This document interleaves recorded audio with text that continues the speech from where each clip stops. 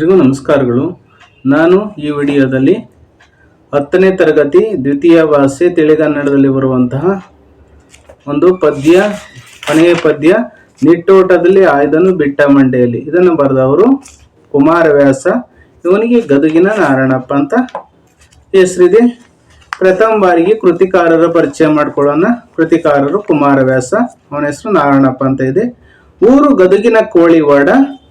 ಈತನ ಕಾಲ 1430. ಕುಮಾರವ್ಯಾಸನು ಕರ್ನಾಟಕ ಭಾರತ ಕಥಾಮಂಜರಿ ಅಥವಾ ಗದುಗಿನ ಭಾರತ ಎಂಬ ಶ್ರೇಷ್ಠ ಕಾವ್ಯವನ್ನು ಬರೆದಿದ್ದಾನೆ. ಐರಾವತ ಕೃತಿಯು ಇವನದೆಂದು ಹೇಳಲಾಗಿದೆ. ವ್ಯಾಸರು ಸಂಸ್ಕೃತದಲ್ಲಿ ರಚಿಸಿರುವ ಮಹಾಭಾರತವನ್ನು ನಾರಾಯಣಪ್ಪನು ಕನ್ನಡದಲ್ಲಿ ಬರೆದವನಾದ್ದರಿಂದ ಕುಮಾರವ್ಯಾಸನೆಂಬ ಅಭಿಧಾನ ಅಂದ್ರೆ ಬಿರುದನ್ನು ಹೊಂದಿದ್ದಾನೆ. ಕಾವ್ಯದ ಉದ್ದಕ್ಕೂ ರೂಪಕಾಲಂಕಾರವನ್ನು ಬಹಳವಾಗಿ ಬಳಸಿದನಾದುದರಿಂದ ಈತನನ್ನು ರೂಪಕ ಸಾಮ್ರಾಜ್ಯ ಚಕ್ರವರ್ತಿ ಎಂದು ಕರೆಯಲಾಗಿದೆ. ರೂಪಕಾಲಂಕಾರ ಅಂದ್ರೆ ಮೆಟಫಾರ್, ಇದನ್ನು ಜಾಸ್ತಿ ಬಳಸಿದ್ದಾನೆ. ಗದುಗಿನ ಭಾರತ ಭಾಮಿನಿ ಷಟ್ಪದಿಯಲ್ಲಿ ಇದೆ. ಭಾಮಿನಿ ಷಟ್ಪದಿ ಅಂದ್ರೆ 6 ಸಾಲಿನ ಪದ್ಯ, 3-4 3-4 3-4 ಈ ಗಣ ವಿಭಾಗ ಬರುತ್ತದೆ. ಇದನ್ನ ಭಾಮಿನಿ ಷಟ್ಪದಿ ಅಂತ ಕರೀತಾರೆ.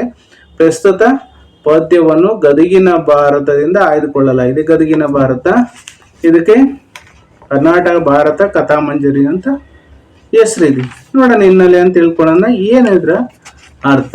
ನಿಟ್ಟೋಟದಲ್ಲಿ ಆಯ್ದನು ಬಿಟ್ಟ ಮಂಡೇಲಿ. ಯಾರಾಗನ ನಿಟ್ಟೋಟದಲ್ಲಿ ಒಂದೇ ಸಮನೆ ಓಡ್ತಾನೆ. ಬಿಟ್ಟ ಮಂಡೇಲಿ ಅಂದ್ರೆ ಬಿಟ್ಟಿರುವಂತ ಕೇಶರಾಶಿ ಕೂದಲನ್ನ ಕೆದರ್ಕೊಂಡು ಓಡ್ತಾನೆ ಅಂತ ಶೀರ್ಷಿಕೆಯ ಒಂದು ಅರ್ಥ. ನಾವು ಕಥಾ ಸಂದರ್ಭನ ಇಲ್ಲಿ ತಿಳ್ಕೊಳ್ಳೋಣ. ಪಾಂಡವರು 12 ವರ್ಷ ವನವಾಸವನ್ನು ಪೂರೈಸಿ ವಿರಾಟ ರಾಜನ ಮತ್ಸ್ಯ ದೇಶದಲ್ಲಿ ವೇಷ ಮರೆಸಿಕೊಂಡು 1 ವರ್ಷ ಅಜ್ಞಾತವಾಸ ನಡೆಸುತ್ತಿರುತ್ತಾರೆ. ಈ ಸಂದರ್ಭದಲ್ಲಿ ಭೀಮನಿಂದ ಕೀಚಕನ ವಧೆ ಆಗುತ್ತದೆ. ಈ ವಿಚಾರ ದುರ್ಯೋಧನಿಗೆ ತಿಳಿದು ಪಾಂಡವರನ್ನು ಪತ್ತೆ ಹಚ್ಚುವ ಸಲುವಾಗಿ ವಿರಾಟ ರಾಜನ ಮೇಲೆ ದಾಳಿ ನಡೆಸಿ ಆತನ ಗೋವುಗಳನ್ನು ಅಪಹರಿಸುತ್ತಾನೆ.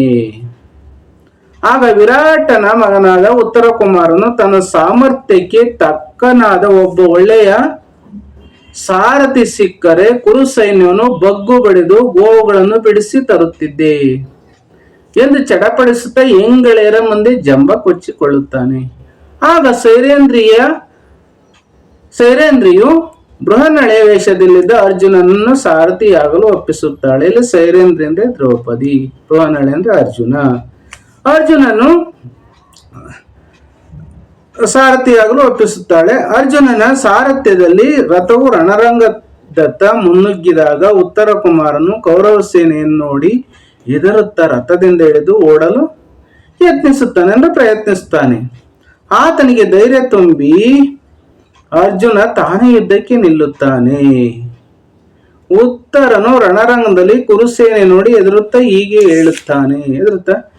ಇದು ಪದ್ಯ ಭಾಗದಲ್ಲಿ ಪ್ರಾರಂಭ ಆಗೋದು. ಇದು ಇಷ್ಟಿದೆ.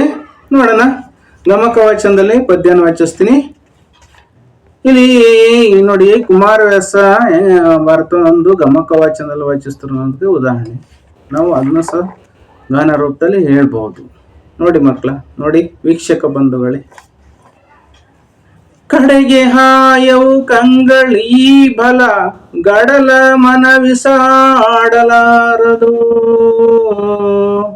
ಕಡೆಗೆ ಹಾಯವು ಕಂಗಳ್ ಈ ಬಲ ಗಡಲ ಮನವಿಸಾಡಲಾರದು.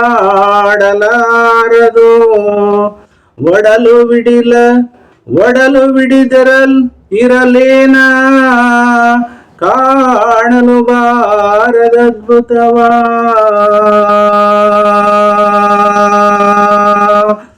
ಒಡಲು ಬಿಡಿದರ ಇರಲೇನ ಕಾಣಲು ಬಾರದದ್ಭುತವ. ಪಡವೀದುದೋ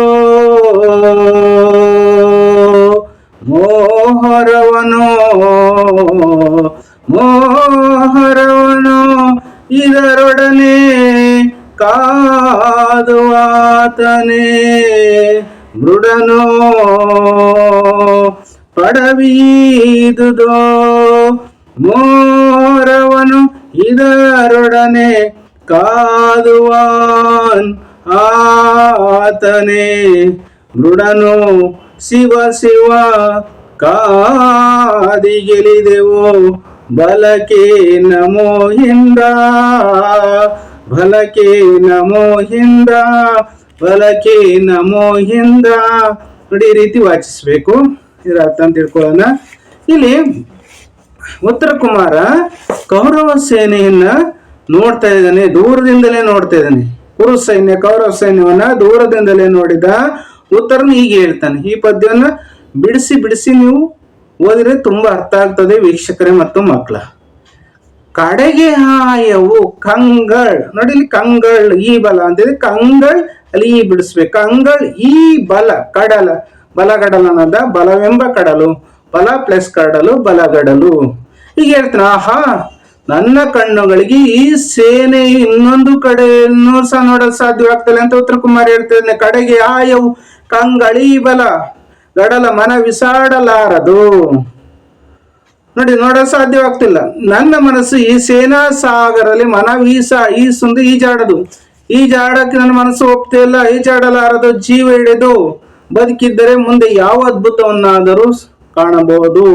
ಒಡಲು ಹಿಡಿದರ್ ಇರಲೇನ ಕಾಣಲು ಬಾರದ ಅದ್ಭುತ. ನನ್ನ ಜೀವ ಉಳ್ಕೊಂಡ್ರೆ, ಜೀವ ಹಿಡ್ಕೊಂಡ್ರೆ ಬದುಕಿದೆ, ಮುಂದೆ ಯಾವ ಅದ್ಭುತವನ್ನಾದ್ರೂ ಸಹ ಕಾಣಬಹುದು. ಪಡವಿಂದ ಇಲ್ಲಿ ಭೂಮಿ, ಪಡವಿಂದ ಇಲ್ಲಿ ಭೂಮಿ.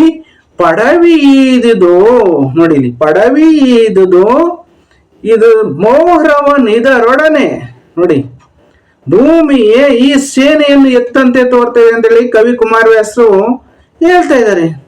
ಭೂಮಿಯೇ ಈ ಸೇನೆಯನ್ನು ಎತ್ತಂತೆ ತೋರ್ತಿದೆ. ಪಡವಿ ಈದುದು ಮೋಹರವನಿದರೋ ನೋಡಿ, ಇಲ್ಲಿ ಹೇಳ್ತಾ ಇದ್ದಾರೆ.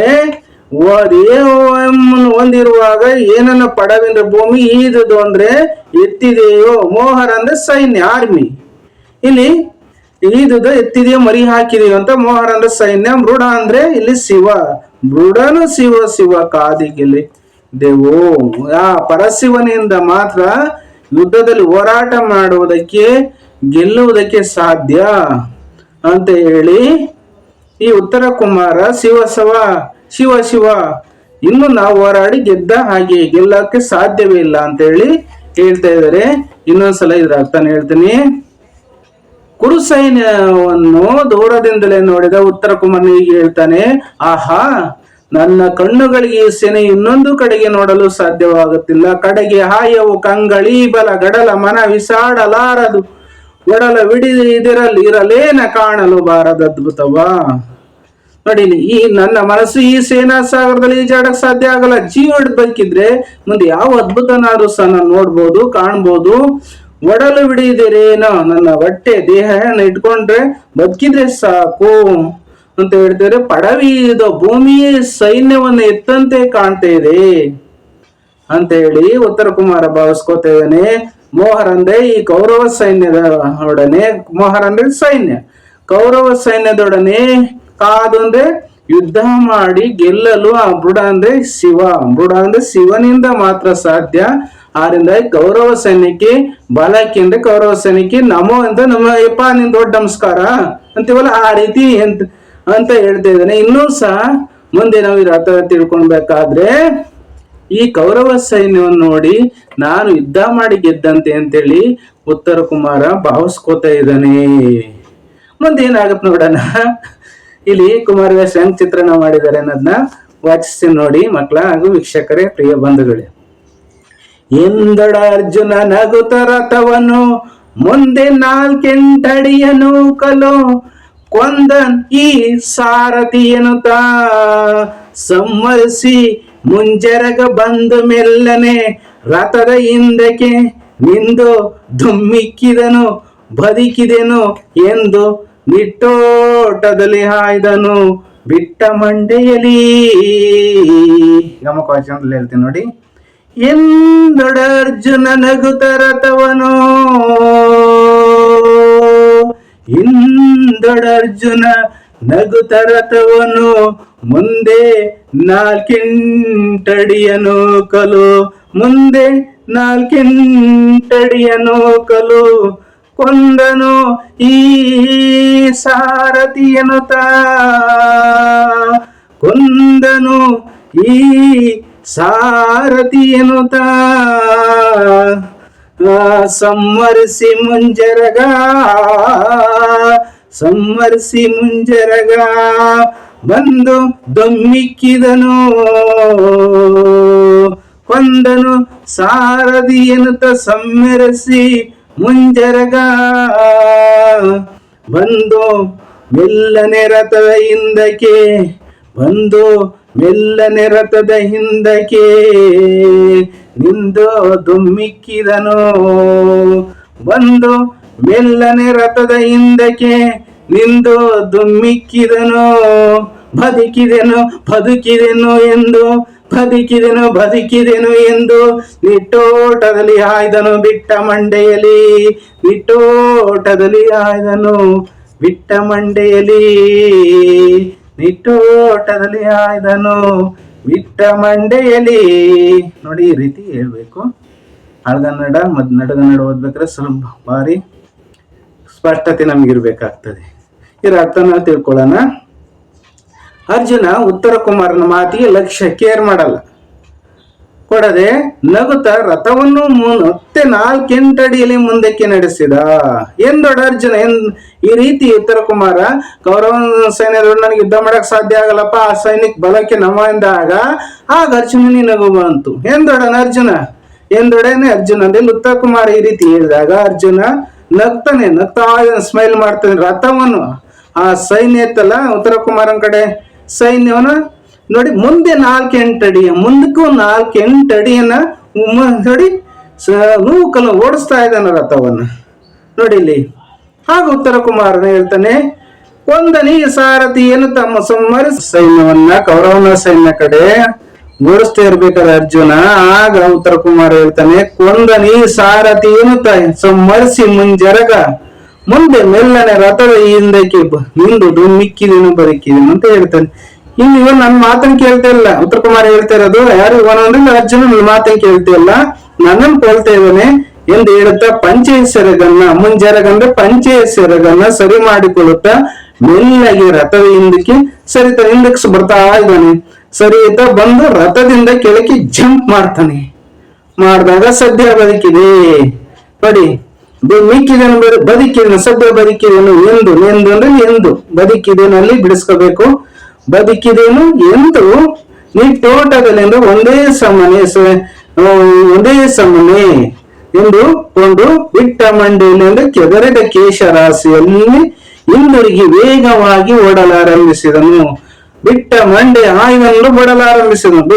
ಆಗ ಬಿಟ್ಟ ಮಂಡೆಯಲ್ಲಿ ಜೋರಾಗಿ ಓಡ್ತಾ ಇದ್ದಾನೆ ಉತ್ತರ ಕುಮಾರ. ಯಾಕಪ್ಪ ಅಂದ್ರೆ ಕೌರವರ ಸೈನ್ಯವನ್ನು ನೋಡಿ ಓಡ್ತಾ ಇದ್ದಾನೆ. ಅದೇ ಉತ್ತರನ ಪೌರುಷ ವಲಯ ಮಂದಿ ಅಂತ ಬಲ್ಲವರು ಹೇಳ್ತಾರೆ ಮಕ್ಕಳ ಹಾಗೂ ವೀಕ್ಷಕ ಬಂಧುಗಳೇ ಅಲ್ವಾ.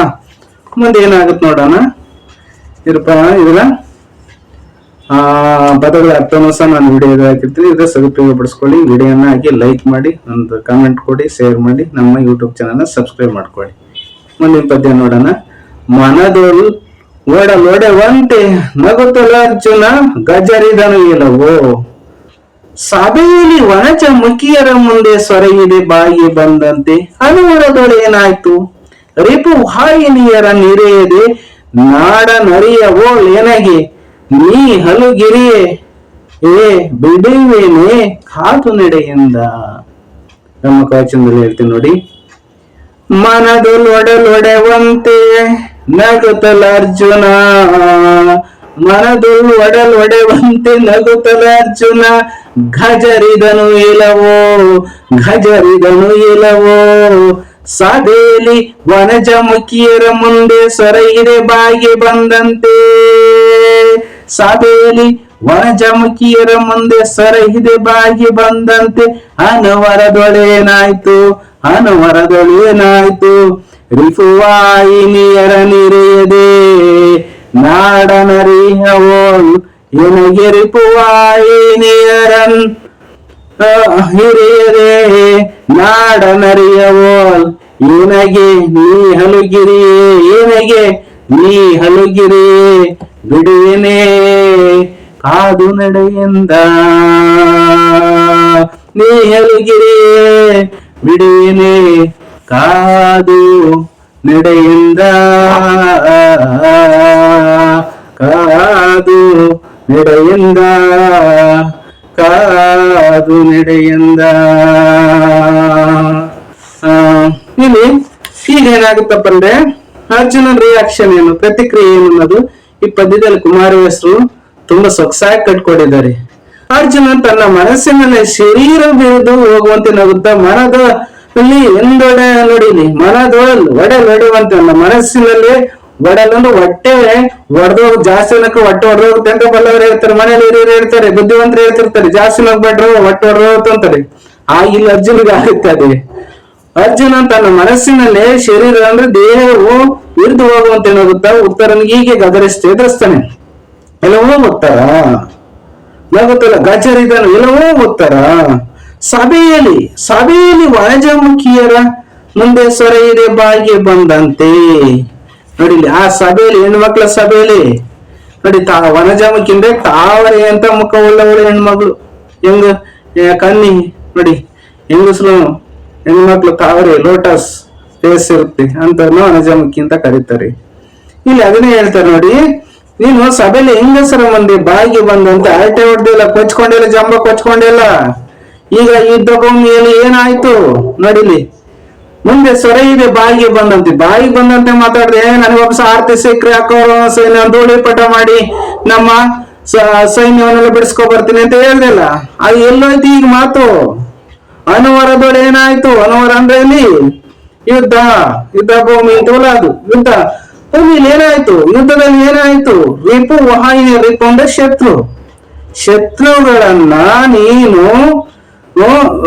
ಎದುರಿಸಿ ಧ್ವಂಸ ಮಾಡದೆ ಈಗೇನ್ ಮಾಡ್ತಾ ಇದೀಯ, ನಾಡ ನರಿಯವೋ ನನಗೆ ನೋಡಿಲಿ. ಈಗ ನಾಡ ನರಿಯವೋ ಓಲ್ ಅಂದ್ರೆ ಅಂತೆ, ಈ ನಾಡಿನ ನರಿಯಂತೆ ನರಿಯಂತೆ ನನ್ನ ಮುಂದೆ ಹಲ್ಲು ಕಿರಿದ್ರೆ, ನಾಡ ನರಿಯವೋ ನನಗೆ ನೀ ಹಲುಗಿರಿ, ನೀನು ಹಲ್ಲನ್ನು ಬಿಟ್ರೆ ಕಿರಿದ್ರೆ ನಾನು ನಿನ್ನನ್ನು ಬಿಟ್ಟು ಬಿಡುವೇನೆ ಎಂದು ತಿಳಿದಿದೀಯ.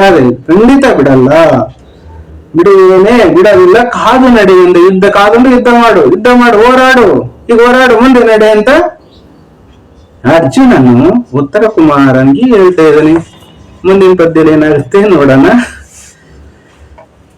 ದೂರದ ನೋಡಿದ ಪಾತಕೋ ಸುರರು ಕಳೆದ ಪರಮಶ್ವ ಮೇಧವ ಧರಣಿಯಲ್ಲಿ ಪ್ರತ್ಯಕ್ಷವಾಗಿಯೇ ಮಾಡಬಹುದು ಎಮಗೆ.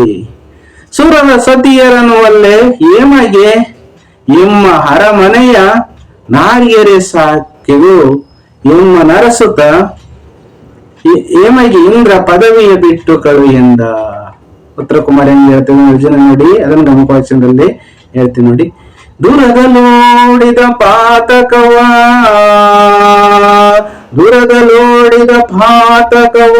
ಭೂಸುರರು ಕಳೆದ ಪರಮಶ್ವಮೇಧವ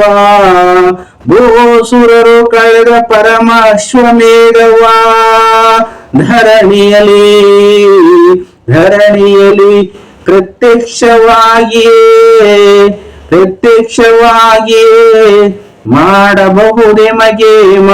ಮಾಡಬಹುದೇ ಮಗೆ ಸುರರ ಸತಿಯರನು ಅಲ್ಲೇ ಎಮಗೆ ಎಮ್ಮ ಅರಮನೆಯ ನಾರಿಯರೇ ಸಾಕು ಎಮ್ಮನು ಅರಸುತ್ತ ಎಮ್ಮ ಅರಮನೆಯ ನಾರಿಯರೇ ಸಾಕು ಎಮ್ಮನು ಅರಸುತ್ತ ಎಮಗೆ ಇಂದ್ರ ಪದವಿಯ ಬಿಟ್ಟು ಕಳುಹಿಂದ ಇಂದ್ರ ಪದವಿಯ ಬಿಟ್ಟು ಕಳುಹಿಂದ. ನೋಡಿ ಎಷ್ಟು ಚೆನ್ನಾಗಿ ಕುಮಾರವ್ಯಾಸರು ಬರೆದಿದ್ದಾರೆ.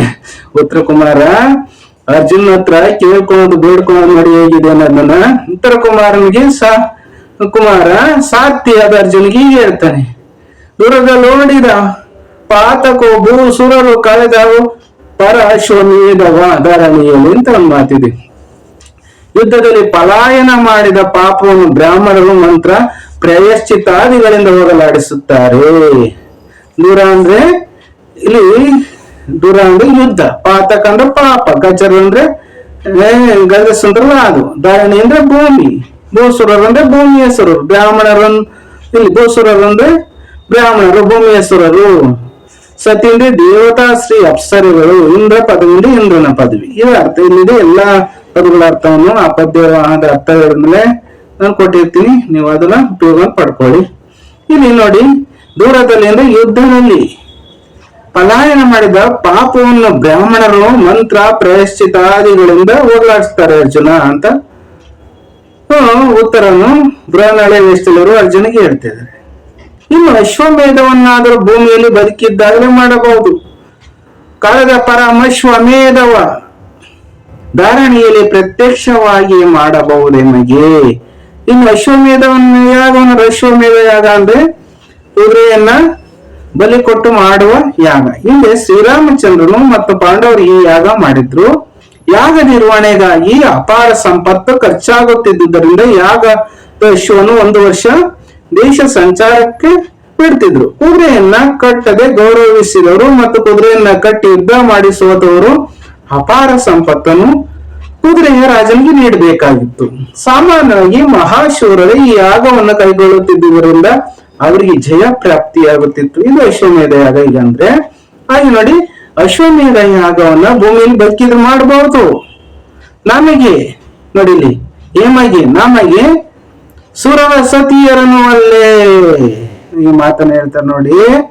ನಮಗೆ ದೇವಲೋಕದ ಲಲನೆಯರು ಅಪ್ಸರಾಸ್ತ್ರೀಯರು ಬೇಕಾಗಿಲ್ಲ. ಅಪ್ಸರಾಸ್ತ್ರೀಯರು ಯಾರು? ರಂಬೆ, ಊರ್ವಶಿ, ತಿಲೋತ್ತಮಿ, ಮೇನಕಿ, ಊರ್ವಶಿ ಬೇಕಾದಷ್ಟು ಜನ ಇದ್ರು ಅಲ್ಲ. ಇವ್ರು ಅಪ್ಸರಾಸ್ತ್ರೀಯರನೇ ಬೇಕಿಲ್ಲ ನೋಡಿ. ಇಲ್ಲೂ ಅವನಿಗೆ ಎಷ್ಟು ಹೆಣ್ಮಕ್ಳು ಉತ್ತರ ಕುಮಾರನಿಗೆ ಒಳ್ಳೆ ಏನಾಗಿ ನನಗೆ ದೇವತಾಸ್ತ್ರೀಯರು, ದೇವಲೋಕದ ಇಂದ್ರಲೋಕದ ಅಪ್ಸರಾಸ್ತ್ರೀಯರು ಬೇಕಾಗಿಲ್ಲ.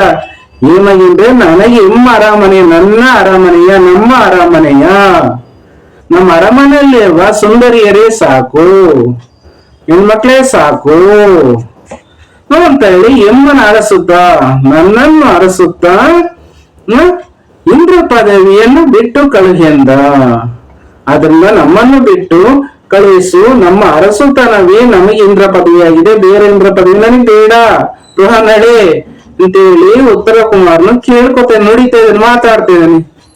ಇಲ್ಲಿಗೆ ಈ ಪದ್ಯ ಮುಗಿತು. ನೆಟ್ಟೋಟದಲ್ಲಿ ಆಯ್ದನ್ನು ಬಿಟ್ಟ ಮಂಡೆಯಲ್ಲಿ ಈ ವಿಡಿಯೋನ ಇಷ್ಟವಾದ ಒಂದು ಲೈಕ್ ಕೊಡಿ, ಕಮೆಂಟ್ ಮಾಡಿ, ಶೇರ್ ಮಾಡಿ, ಹಾಗೂ ಎಲ್ಲರಿಗೂ ಒಳ್ಳೆಯದಾಗಲಿ. ಸರ್ವೇ ಜನ ಸುಖಿನೋ ಭವಂತು.